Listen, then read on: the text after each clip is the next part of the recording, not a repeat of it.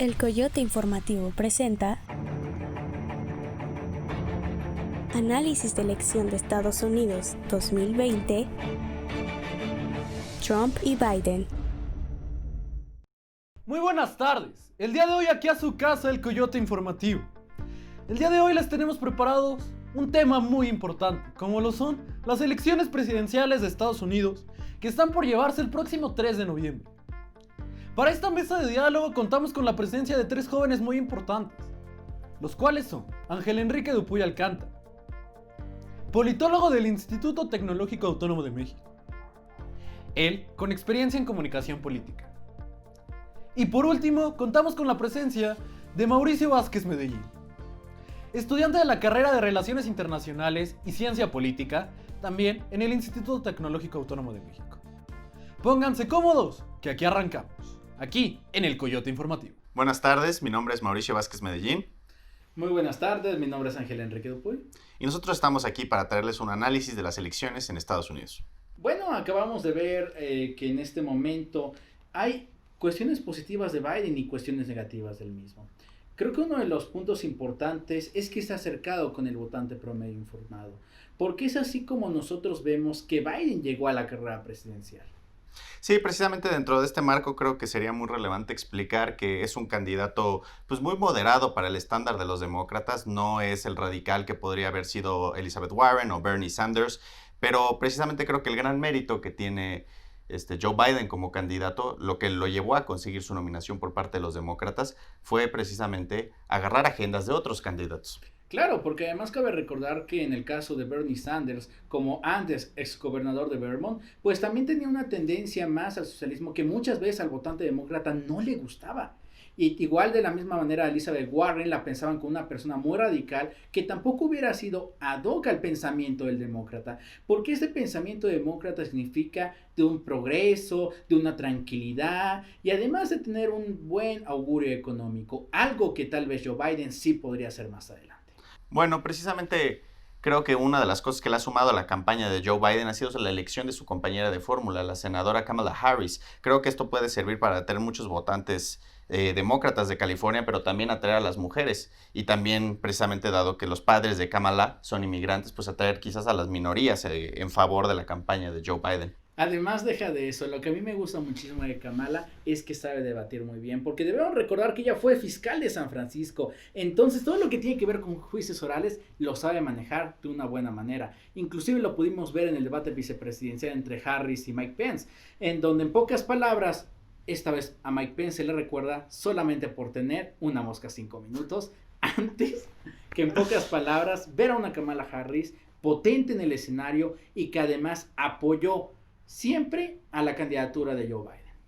Precisamente creo que algo muy interesante es que la misma Kamala Harris estaba contendiendo por la nominación de los demócratas. Entonces, pues dentro de ese marco creo que es interesante verla alinearse a la agenda que ha sentado la campaña de su compañero de fórmula. Entonces, pues bueno, ¿qué más podríamos decir acerca de la campaña de Joe Biden? Yo creo que esta ha tenido un resurgir muy estratégico con el COVID. Creo que pues es muy importante mencionar que se alejó un poquito del reflector público cuando inició la pandemia, cuando inició la cuarentena a mediados de marzo. Entonces, pues bueno, ¿qué nos podrías o qué tienes que decir de eso? Bueno, yo lo que pensaba en este caso es que efectivamente Joe Biden se salió un poco de lo que nosotros pensamos como la narrativa presidencial, ¿no? En donde nosotros vemos que tanto Joe Biden como Donald Trump, lo ideal hubiera sido que hubieran hecho mítines, campañas con un montón de personas. Pero dado esta problemática de la pandemia, que es un problema de salud además muy fuerte para los Estados Unidos, que más adelante seguramente abordaremos, pues hemos visto que también por su edad Joe Biden tampoco puede estar enfrente de un meeting siempre, porque lo más probable es que se contagie de COVID. A pesar de que tenga cubrebocas, a pesar de que tenga caretas, pues al final de cuentas las probabilidades cada vez son mayores. Y esto es un gran problema, no sé cómo tú lo veas. No, precisamente sí, ambos candidatos son realmente viejos. Yo creo que los dos entran perfectamente dentro de la población vulnerable. Pero bueno, ya para cerrar este tema, yo creo que generalmente una de las cosas que se le ha criticado a Joe Biden es precisamente la falta de visión de la que a veces puede pecar. No tiene esta gran visión de cómo debe ir Estados Unidos, hacia dónde debe ir Estados Unidos, que sí, por otra parte, sí tiene más acentuada a su compañero de fórmula. Y eso hace que creo que muchos, pues, republicanos lo consideren un político pues más del sistema, un tibio que no puede llevar a cabo quizás el cambio que Estados Unidos está buscando llevar a cabo. Claro, y eso es algo muy relevante. En este momento, ¿qué es lo que nosotros podemos esperar de Joe Biden? Mejor economía, cuestiones de salud, mejor educación, un tratado migratorio. No lo sabemos porque nunca se ha puesto en este pedestal en decir yo quiero hacer tales cosas y solamente lo pone en su página de iwillvote.com. Esa es una gran circunstancia, un gran problema que se debe delimitar con vistas a que Joe Biden de verdad sea el candidato estrella del Partido Demócrata. Y es lo que lo ha aprovechado Donald Trump en varias ocasiones. Y bueno, ahora hablando creo que del presidente, pues es la otra cara de la moneda, ¿no? Precisamente creo que en tanto a su campaña no es tan relevante hacer mención de cómo ha ido su campaña, porque pues él tiene una oficina pública, él es el hombre más poderoso del mundo, quizás algunos me lo podrán debatir, pero pues la visibilidad que tiene, la plataforma que tiene con la presidencia de los Estados Unidos es enorme, es la más grande. Entonces, cualquier cosa que él haga bien se acentúa, pero también cualquier cosa que él pueda hacer mal. Entonces, no sé en el aspecto económico qué consideres que Donald Trump haya hecho bien durante su gestión, así sintéticamente. Pues es que fíjate que algo que me gustó fue que trajo de nuevo a las empresas estadounidenses a donde deberían estar, ¿no? ¿Por qué? Porque normalmente todo este tipo de empresas buscaba el trabajo fácil en donde tuviera que pagar salarios muy bajos. Ese fue el caso de México, en el caso de la mayoría de Latinoamérica, si lo podemos poner con Argentina o inclusive con Brasil, ahí había muchas empresas transnacionales que pertenecían a los estadounidenses. Pero ¿qué pasó? A Donald Trump no le gustó eso. Él lo que quería es apoyar la propiedad y la defensa de los derechos de la propiedad privada. Entonces, ¿qué era lo necesario? Pues tener incentivos para estos empresarios para que regresaran a Estados Unidos y de nuevo con su lema Make America Great Again, o es decir, hacer de los Estados Unidos grande, en este caso, pues que pudieran regresar estas empresas. No sé cómo lo ves tú. Pues precisamente creo que es relevante mencionar que la política de Donald Trump al frente de su gobierno pues ha sido la de America First, es decir, poner a los americanos frente a cualquier interés. Este puede ser extranjero, puede ser de una multinacional, puede ser incluso de algunas minorías o de los mismos demócratas que le antecedieron en el gobierno, cuyos intereses pues primaban en favorecer a grupos minoritarios dentro de los Estados Unidos, ¿no? Entonces, Donald Trump, pues todos sabemos, su público es el hombre blanco, pues que ha sido segregado, digamos, por pues estas políticas, ¿no? Del establishment demócrata.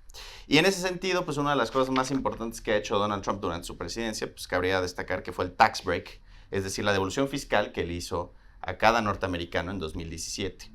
Esto es relevante mencionarlo porque esto le va a traer o le trajo a los estadounidenses $2,500 para gastar, ¿no? Entonces, en este sentido, es un impacto directo de el beneficio que el gobierno de Donald Trump le trajo a cada estadounidense.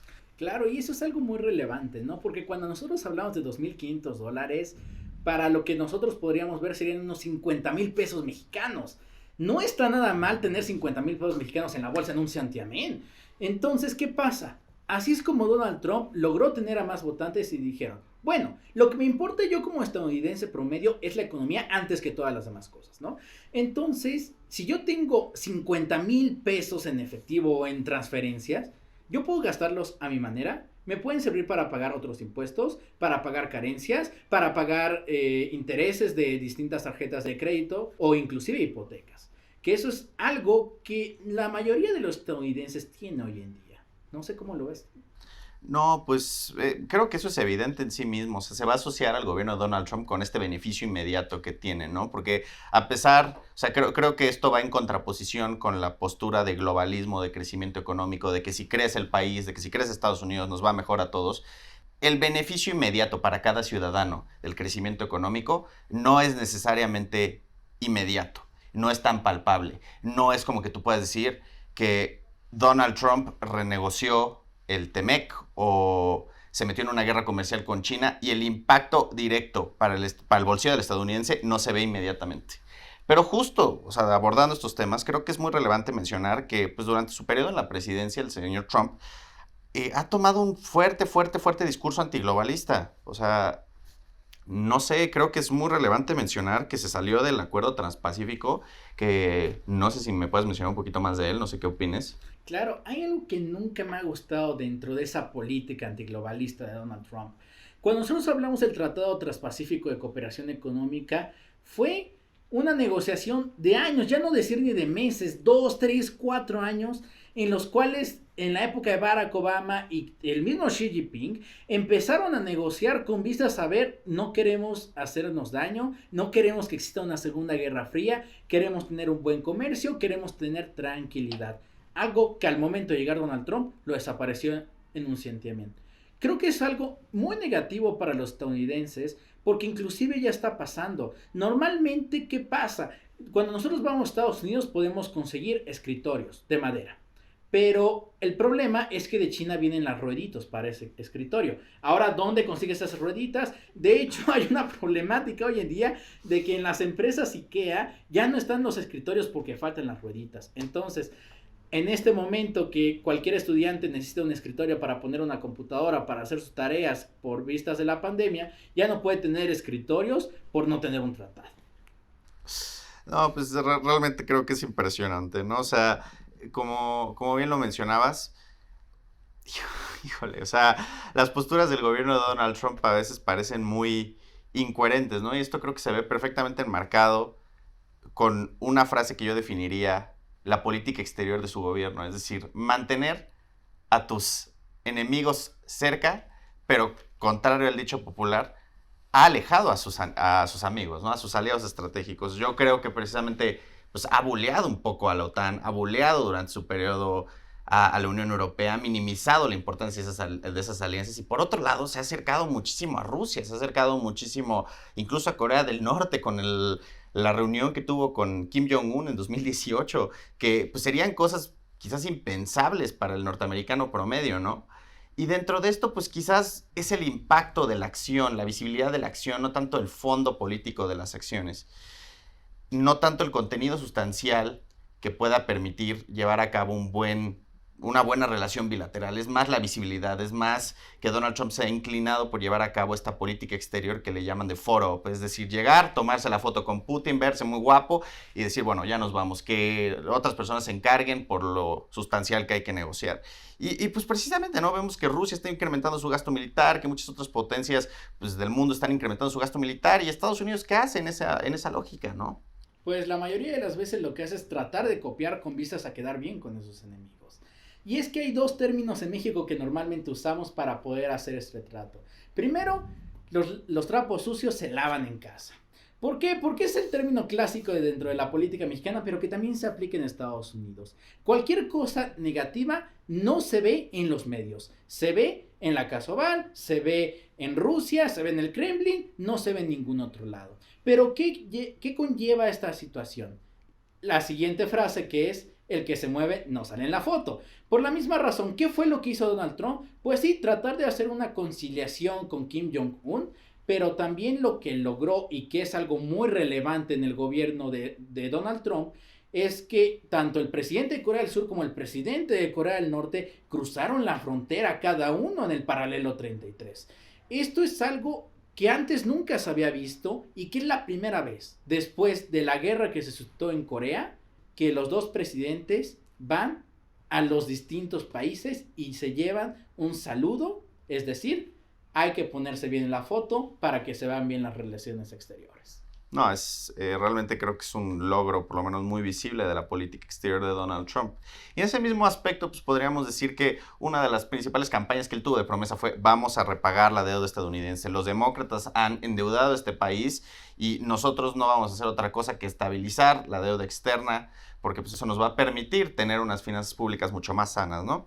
¿Y qué ha hecho Donald Trump? Donald Trump nada más se ha endeudado muchísimo más, ¿no?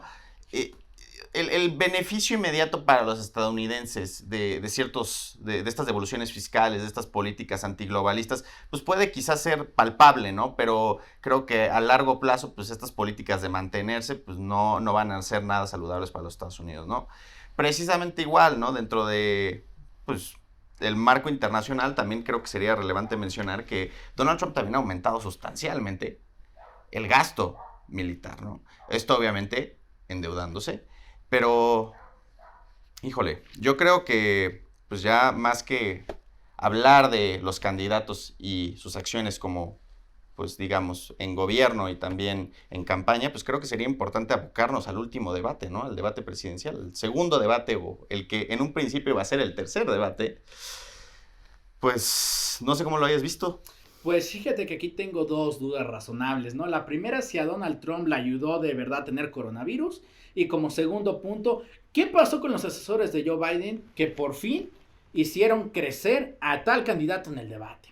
Si nosotros recordamos el primer debate, nosotros vimos un Joe Biden soso, en donde pues tenía hasta problemas para hablar, no tuvo una buena conexión con Donald Trump, lo único que hizo es tratar de refutar y refutar, pero eso sabemos que en los debates no sirve. Lo que le sirve a la gente, en lo que le sirve al votante para decidir si es Joe Biden o Donald Trump el verdadero candidato, es ver las acciones o las alternativas que tienen en sus 4 años de presidencia siguiente. Entonces, ¿qué pasó?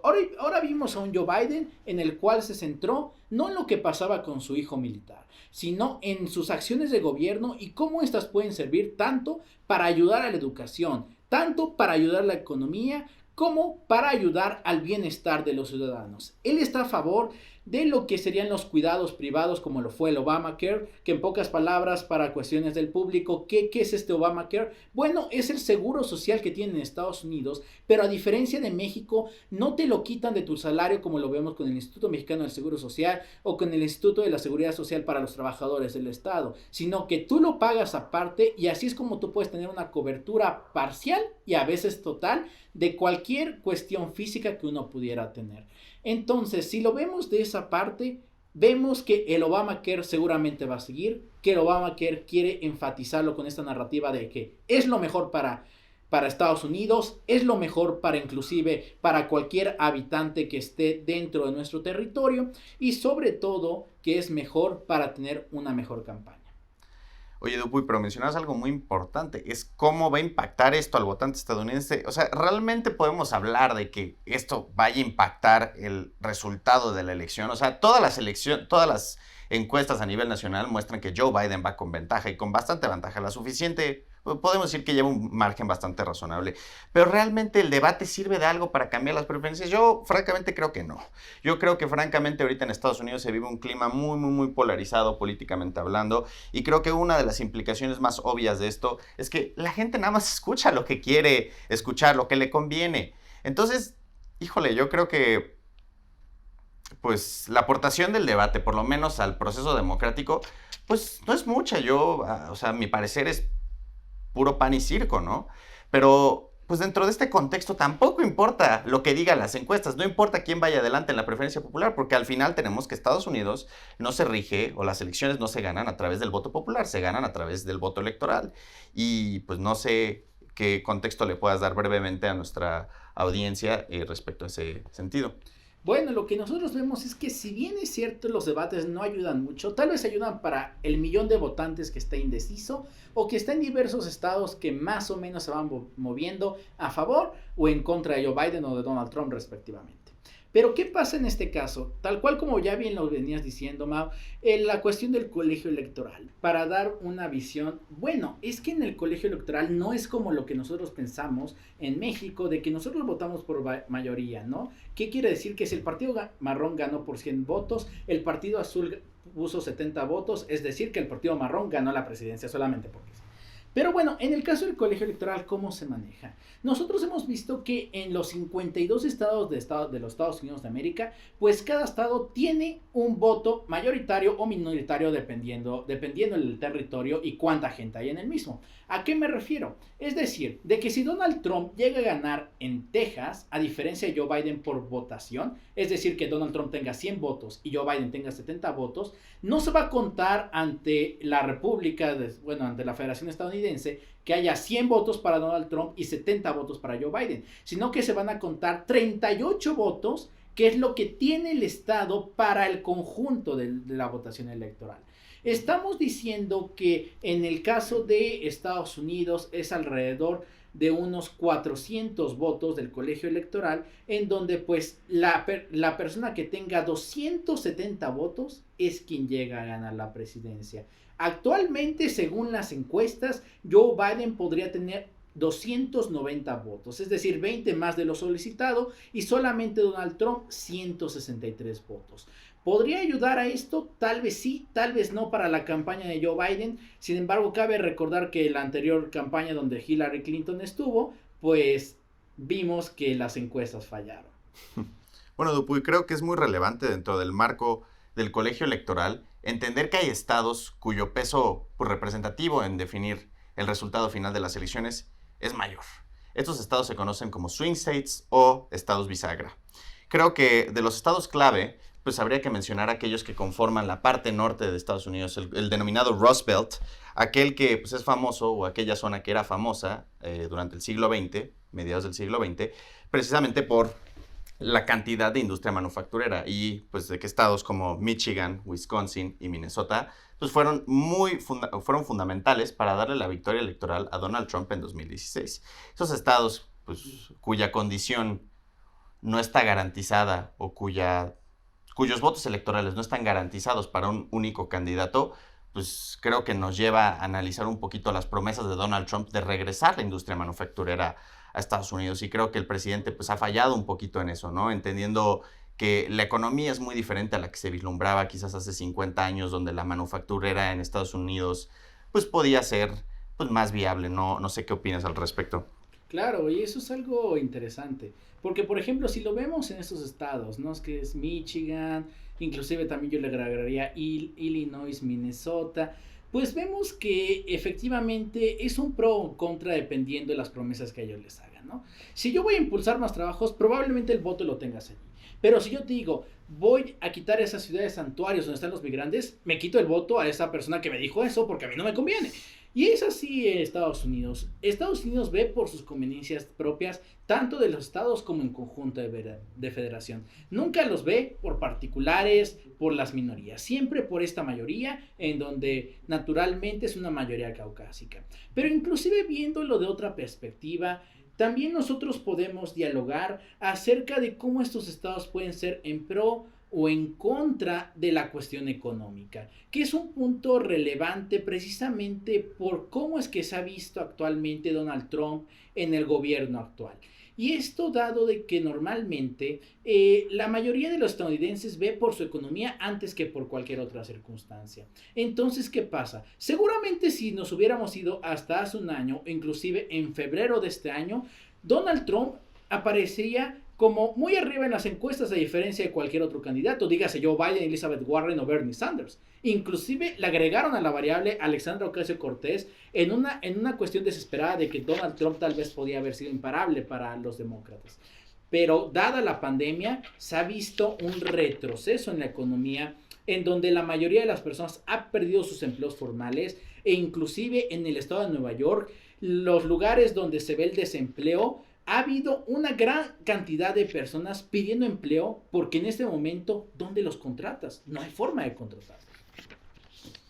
No, pues precisamente creo que es muy relevante, ¿no? Creo que son datos que son accesibles a todos, pero pues es bien sabido que Estados Unidos es el país con más muertes por coronavirus. También es uno de los países que sistemáticamente se ha negado a hacer pruebas, y dentro de igual la postura antiglobalista de Donald Trump, creo que también es muy importante mencionar que inició su proceso en medio de la pandemia para salirse de la Organización Mundial de la Salud. O sea, me parece incoherente con el clima de cooperación internacional que naturalmente debería suscitar una pandemia, ¿no?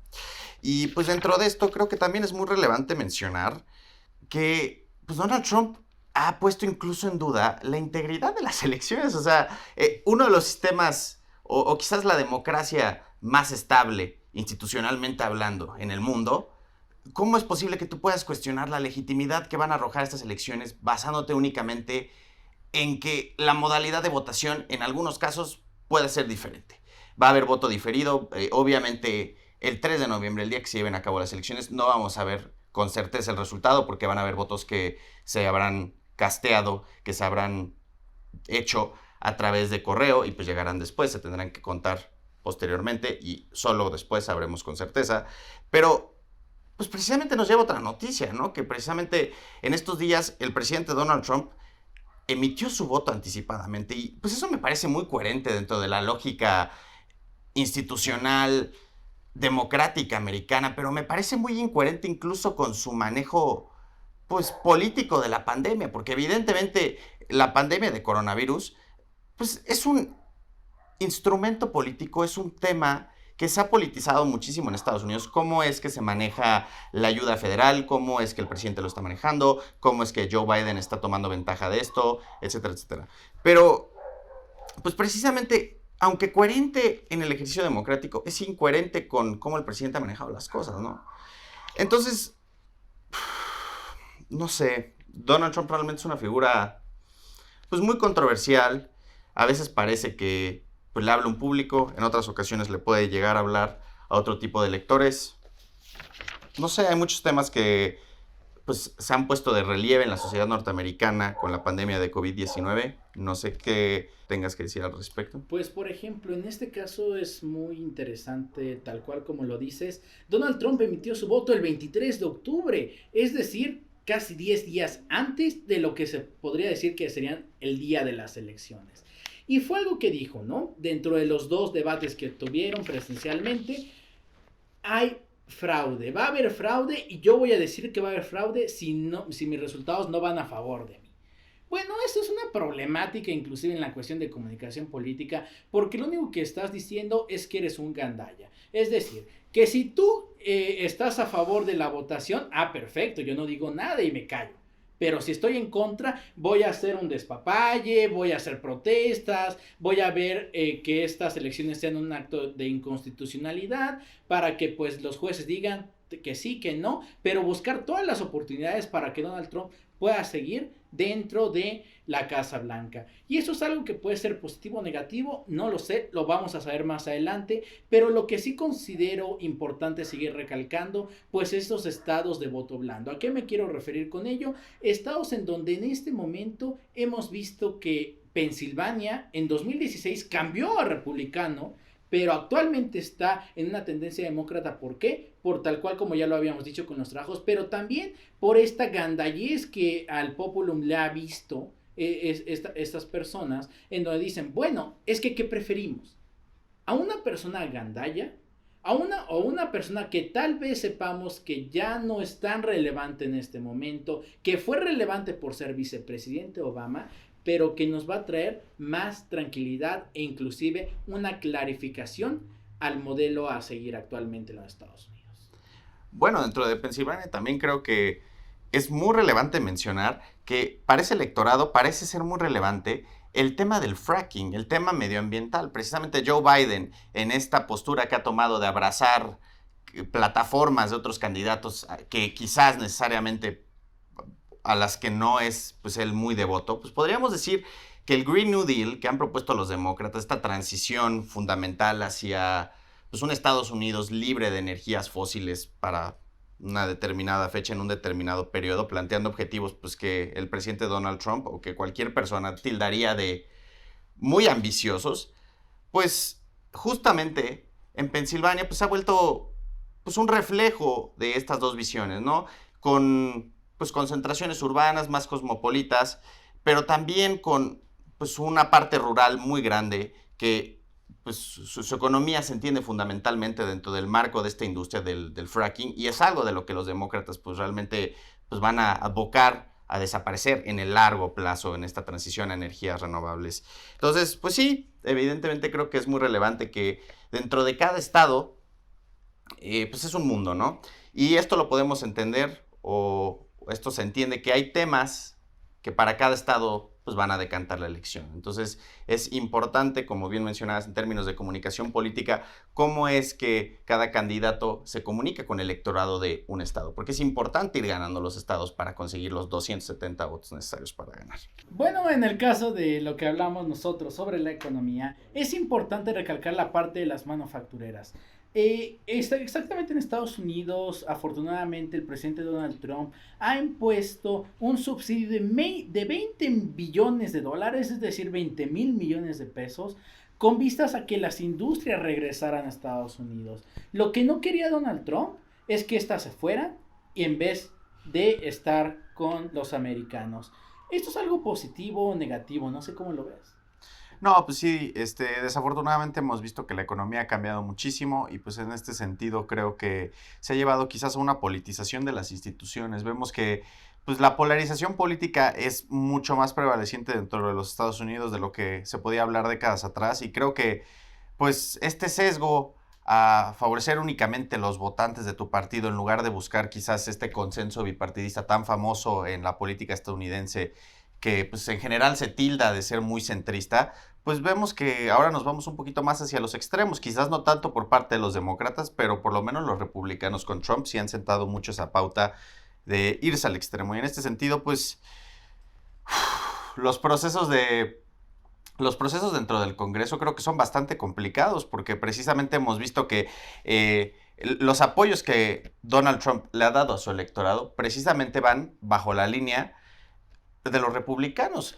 Todas estas actas que pasó el Congreso o sea, con ayuda financiera y con recortes de impuestos y con devoluciones de impuestos para muchos ciudadanos, no tuvieron ni un solo voto demócrata. ¿Qué nos quiere decir eso? No, los presidentes como figuras unificadoras no están logrando cortar a través del sesgo partidista para implementar políticas que quizás puedan ser mejores. Y en ese sentido es algo que no solo pasa en el Congreso, pero es algo que también está pasando, ya podemos ver incluso en la Suprema Corte. No sé qué opinas de la reciente nominación de Amy Coney Barrett a ocupar la banca abierta que tenía la Suprema Corte de los Estados Unidos. Bueno, eso es algo muy relevante y que inclusive a veces choca al electorado, porque lo único que se ve es que Donald Trump está imponiendo a su candidata especial con vistas a que si existe algún fraude, entre comillas, pues se puedan mermar las elecciones, inclusive que digan que se está violando la Constitución y hacer unas nuevas elecciones. Eso es lo que está buscando Donald Trump en un primer caso. También como segundo caso, ¿qué es lo que está buscando? Tener esta mayoría calificada, ¿qué quiere decir? El 66% para hacer un cambio en cualquier cuestión de la Constitución que le convenga o no le convenga, tanto al Partido Republicano como a su electorado y al mismo Donald Trump. ¿Qué es lo que está pasando? En este momento hubo una cuestión en el Congreso, en el Senado de los Estados Unidos, en donde se tenía que votar primero en comisiones su designación de Amy Coney Barrett. Sin embargo, fue la misma Kamala Harris quien quiso boicotear esa votación, no yendo a la sesión. Desafortunadamente para los demócratas no pudo boicotearla y apenas en el Senado el lunes 25 de octubre pues se van a poder ver si en el pleno del Senado van a escoger a Amy Coney Barrett o no la van a escoger. ¿Qué pasaría si la escogieran?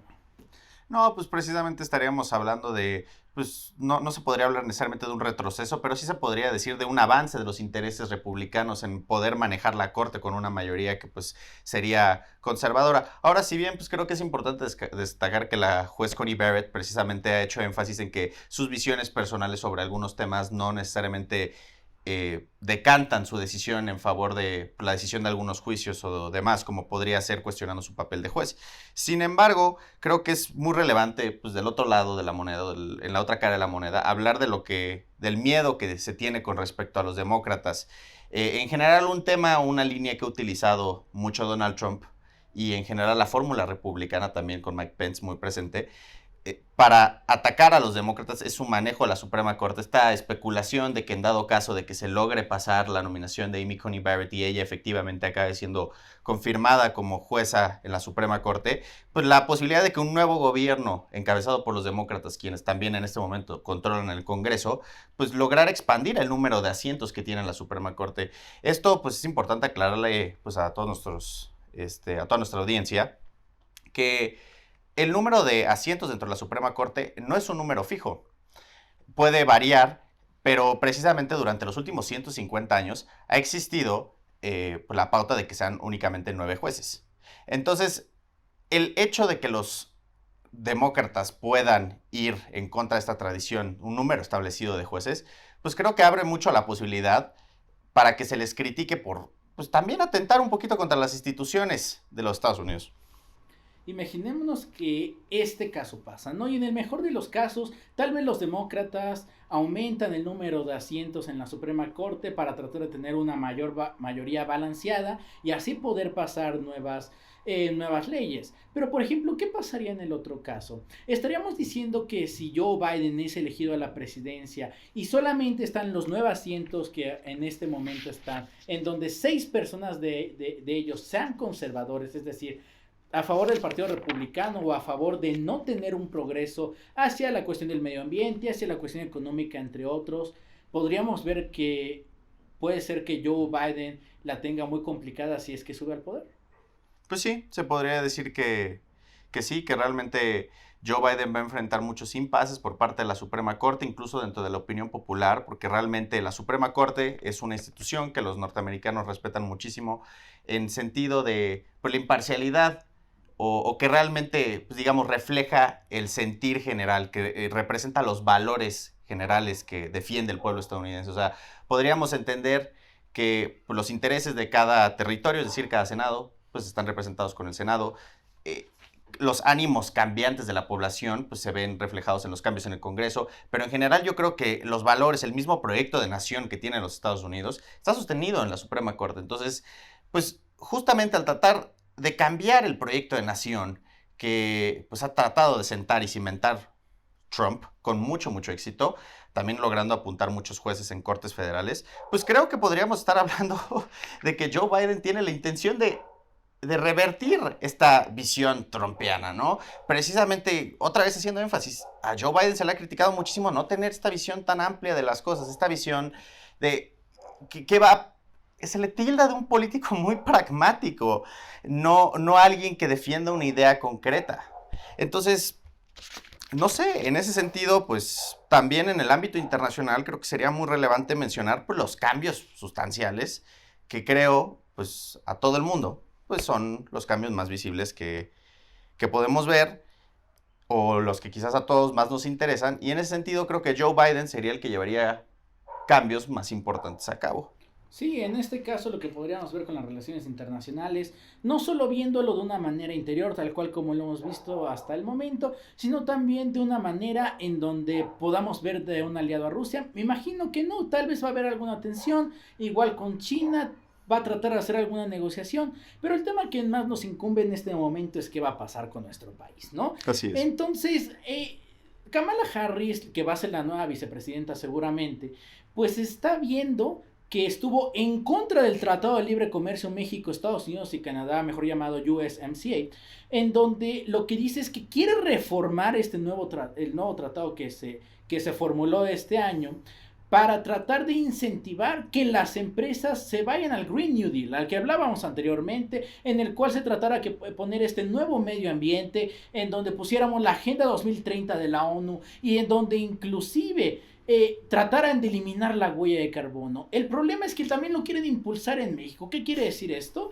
Que en pocas palabras vamos a tener ahora sí visores de los Estados Unidos en los sindicatos, vamos a tener multas económicas o aranceles por productos mexicanos, o inclusive que haya más problemática con la cuestión del migrante, porque van a decir, bueno, es que no tenemos ya ahorita tanto personal para poderles darle trabajo, porque necesitamos hacer un cambio entre la tecnología estadounidense del carbono, que lo veníamos viendo desde 1920, hasta el momento que ahora quieren una tecnología verde. Bueno, pues yo creo que todos estos temas que mencionas, Dupuy, son muy interesantes y creo que le van a plantear un reto muy interesante al presidente Andrés Manuel López Obrador y a su gobierno, pues que todavía tiene unos años de cuerda, digamos. Entonces, pues en ese sentido creo que también sería muy importante mencionar. Creo que es una pregunta que por lo menos todos tuvimos en mente, todos los mexicanos tuvimos en mente hace 4 años. ¿Donald Trump iba a construir un muro entre México y Estados Unidos? ¿Es metafórico? ¿Es físico? ¿Se expandió? ¿Se invirtió más? No lo sé. ¿Tú qué opinas, Dupuy? Yo creo que sí lo hicimos, pero de una manera muy distinta a la que pensamos. No fue el muro en donde el coyote se iba a estrellar, normalmente cuando estaba con el correcaminos, sino lo que pasa es que este nuevo muro era la cuestión de tener una guardia nacional en el río Suchiate, que es la separación entre Chiapas en México y Guatemala, en donde pues se trata de quitar a los migrantes, en pocas palabras, expulsarlos, y ese es el verdadero muro que quería Donald Trump, el muro en donde México fuera el culpable de no dejar a los migrantes entrar a tener ese sueño americano. Eso es lo que se está viendo como el muro. Sorprendentemente, pues yo creo que algo conclusivo respecto a la política de seguridad que ha adoptado el gobierno mexicano a raíz de la presión ejercida comercialmente por el gobierno de Donald Trump es que el muro, para sorpresa de muchos, pues, o a la manera de pensar de muchos, como mi compañero Dupuy, pues puede ser que no es físico y tampoco está en la frontera con Estados Unidos. Está en el sur y es la Guardia Nacional. Bueno, y finalmente ya como comentarios finales de este punto, en donde lo que nosotros queremos ver es un plan de acción seguramente de los dos candidatos. Nosotros hemos visto que en el candidato republicano lo que ha hecho es decir, vamos a tratar de eliminar el COVID de alguna otra forma, no dice por qué, nada más en su producto milagro que supuestamente le pusieron, y es lo único que ha dicho. Y ahora en cuestión también de la pandemia, Joe Biden, ¿qué quiere? Cerrar las escuelas, cerrar fronteras. ¿Va a ser positivo o negativo? Probablemente negativo para los mexicanos, positivo para los estadounidenses, quién sabe. Porque de nosotros, ellos comen aguacate, de ellos también por nosotros tienen el maíz, y también por nosotros también tienen carros, porque aquí están las manufactureras de los automóviles. ¿Qué va a pasar en este momento? ¿Tú a qué ves en un corto o mediano plazo que pase para México o para Estados Unidos?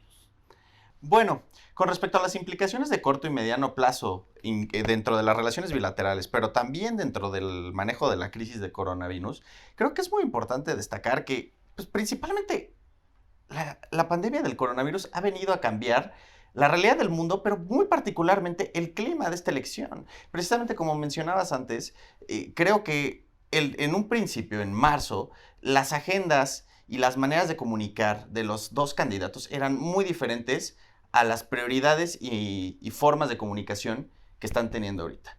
Entonces, pues no podemos descontar que esta elección o el resultado de esta elección sea ampliamente influido por los planes que precisamente mencionabas para atacar el coronavirus de parte de cada uno de los candidatos. Y pues con respecto a los prospectos de la relación con México, evidentemente no es que México sea poca cosa, es una de las economías más avanzadas del mundo, es la 12ª y es miembro de la OCDE. Sin embargo, sí tenemos muchos intereses comerciales supeditados a Estados Unidos. Y en ese sentido, yo creo que pues sí podemos quizás dar nuestra mano a torcer un poco y pues digamos acatarnos a lo que se nos pida, ¿no? Porque francamente creo que es en el mejor interés de México.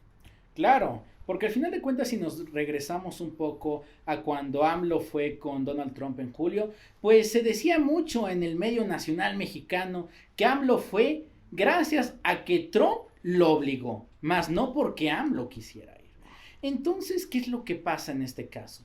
Yo creo que México, si bien muchas veces para los estadounidenses se dice que México es el patio trasero de los Estados Unidos, que es algo lamentable si bien para esta narrativa, ello no significa que no nos convenga en un punto. ¿Y a qué me refiero con esto? Si bien nosotros podemos tener esta protección de los Estados Unidos en decir, si va a haber alguna guerra, pues es muy poco probable que ataquen México, a menos que quieran atacar a Estados Unidos, ¿verdad? Eso es lo más probable. Pero además hay una cuestión aquí. En la cuestión del comercio, pues para México es nuestro principal receptor de productos de Estados Unidos. Sin Estados Unidos, México no puede depender en este momento de alguien más. ¿Qué es lo necesario? Fortalecer la diplomacia con los Estados Unidos, por supuesto también fortalecer el Tratado de Libre Comercio con vistas a que nos convenga a nosotros como también les convenga a ellos y por supuesto aceptar el resultado como mexicanos y como también lo tiene que hacer el canciller Marcelo Ebrard, como el presidente Andrés Manuel López Obrador, de cualquier resultado que se dé en los Estados Unidos. Hay que construir una relación bilateral tanto con demócratas como republicanos con vistas a tener una mejor calidad en las negociaciones. Oye, perdóname, Dupuy, pero me viene a la mente un tema que creo que es muy importante en torno a establecer una relación bilateral saludable. Salvador Cienfuegos. ¿Qué pasa con la DEA, señores? O sea, esto no puede ser. Precisamente se dice que las operaciones que lleva en conjunto la DEA con el gobierno mexicano dentro del territorio mexicano, pues uno pensaría que los altos mandos de este gobierno, es decir, el presidente, el secretario de Seguridad Pública, el canciller Marcelo Ebrard, pues tendrían que estar enterados de los manejos que va a estar llevando a cabo en alguna medida. Entonces, podríamos considerar, bueno, ahora con Donald Trump todavía en la Casa Blanca, podríamos considerar que es Donald Trump el causante quizás de esta ruptura en la relación bilateral de cooperación, ¿o crees que sea algo más propio de Estados Unidos y cómo se percibe el gobierno de Andrés Manuel López Obrador? Pues mira, yo creo que más bien fue una problemática de México que ya en el tema de seguridad Estados Unidos no confía de la misma forma de México que en sexenios pasados. ¿Y por qué pasó esto? Por efectivamente lo que pasó hace casi un año, en 2019 en Culiacán, con pues la no captura y captura a la vez de Ovidio Guzmán, el hijo del Chapo Guzmán. Entonces, ¿qué pasó en este caso? ¿No? Afortunadamente o desafortunadamente, la DEA ya estaba inmiscuida para tratar de atrapar a Ovidio Guzmán. Sin embargo, con esta cuestión fallida, en donde pues terminan liberando a Ovidio Guzmán y dándose la mano tanto el cártel de Sinaloa como en el ejército mexicano, pues empezaron a desconfiar de México y dijeron, bueno, ¿qué problemática hay internamente? Y ahí fue cuando empezaron a descubrir sobre cualquier problemática militar. Y fue por ello que agarraron a Cienfuegos. Porque es algo interesante. La Federación de Estados Unidos es republicana, pero donde lo agarraron fue en Los Ángeles, que es demócrata. Entonces, ¿a quién le das el gane? No se puede saber a ciencia cierta. Pero lo que sí podemos saber es que a menos que el presidente de México haga algo con vistas o a una limpia en la cuestión militar, o dos, a apoyar a la DEA con las negociaciones, es la única forma en que México podría salir limpio. Porque si no, podríamos ver inclusive que se pudiera abrir una cloaca, como se ha hecho en distintos sexenios, con distintos gobernadores, ahora con militares. Wow, pues creo que es francamente abrumador, ¿no? Y pues bueno, creo que hemos visto en este pequeño contenido que les hemos preparado que la relación de México con Estados Unidos tiene algunos matices más que lo estrictamente comercial. Tenemos intereses conjuntos en temas de seguridad, pero pues a su vez también la elección de Estados Unidos es un tema de muchas aristas. Vemos que el resultado se va a definir el próximo 3 de noviembre en la convocatoria para las urnas por parte de los norteamericanos. No sé si tengas algo más que agregar, estimado Dupuy. Claro que sí. Recordemos, 50 millones de votantes estadounidenses ya votaron en este momento por la candidatura presidencial. Donald Trump ha votado el 23 de octubre. Y ahora, ¿qué nos depara para los siguientes votantes americanos? Esperemos que esta elección sea de una manera clara, efectiva y sin ningún contratiempo. Por supuesto que esperaríamos que ya para el 10 de noviembre pudiéramos tener las primeras cuestiones preliminares, como el programa preliminar que aquí tenemos en el INE, en donde pues pudiéramos ya saber más o menos hacia quién se está descantando la elección, ante Joe Biden o ante Donald Trump. Hemos visto diversas aristas en esta plática y siempre lo más importante para nosotros por el Coyote Informativo es informar y nunca desinformar o padecer una infodemia. Por algo es importante tener una conversación como esta, la hemos tenido sobre temas de la Suprema Corte, relaciones internacionales, economía, pandemia, cómo va a afectar a México. Y la verdad, Mau, ha sido un gusto platicar contigo en esta tarde.